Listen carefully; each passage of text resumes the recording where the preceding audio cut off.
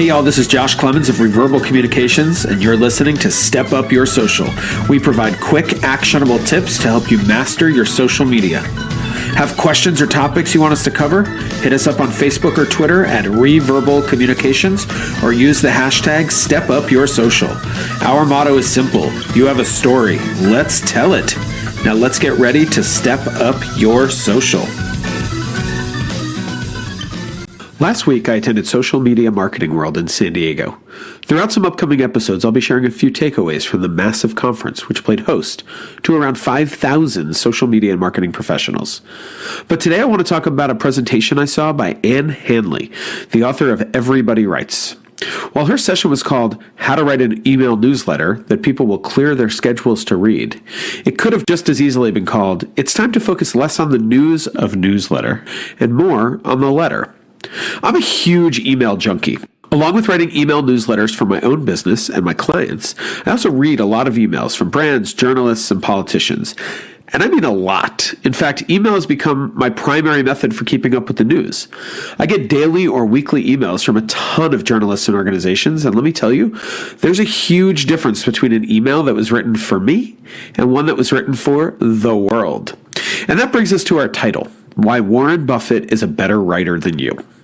Warren Buffett is arguably the smartest person alive in his field. He could probably sit down and write his annual report ensuring that you couldn't understand a word of it. He could use big words, tech jargon, and language intended to make him sound smart rather than to make you become smarter. But he understands that he doesn't have to prove himself to anyone, at least not in his writing. He uses his annual letter to convey a message, and he wants to ensure that message is accessible to all. To do that, he has a trick. And it's such a simple trick, you won't believe it. Rather than writing his annual letter to his stockholders en masse, he writes it to his two sisters, Doris and Bertie. Now, I'm sure that Doris and Bertie are very smart women, but they aren't as smart at investing as Warren Buffett. No one is. When I say he writes to them, I mean literally. He starts his letters, Dear Doris and Bertie.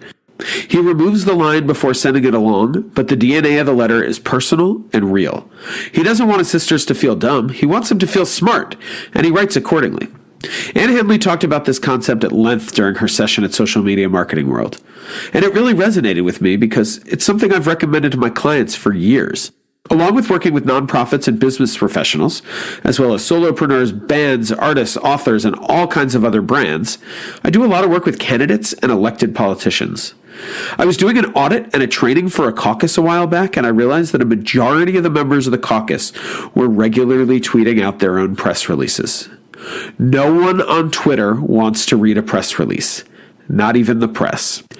I told them that before they sent out any further communications, whether it be via Twitter, Facebook, email, anything, they should picture an actual constituent reading their content. Do you think that sweet grandpa you met last month while knocking doors is going to appreciate your press release? He isn't. Take the message of the release and make it digestible to him. Is he going to know the terminology of laws and budgets and legalese? Maybe, but probably not.